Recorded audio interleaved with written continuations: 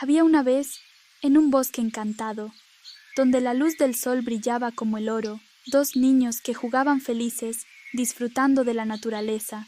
La niña se llamaba Zoe, risueña y traviesa, y el niño, Eric, curioso y valiente.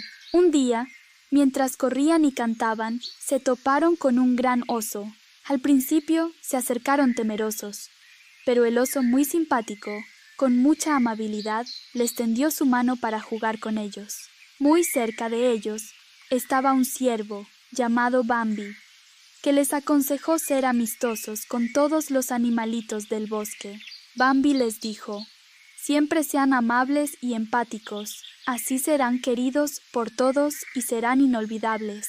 Más tarde, se encontraron con un zorro muy inteligente, llamado Zipi, quien les mostró que con ingenio se puede vencer el temor.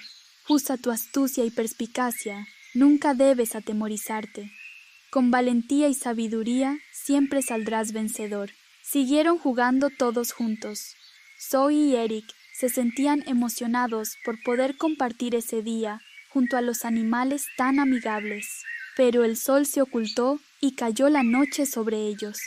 Debían regresar a su casa en la montaña. Se encontraban en lo más profundo del bosque y la noche era oscura y fría. De pronto, los niños se sobresaltaron al escuchar un ruido.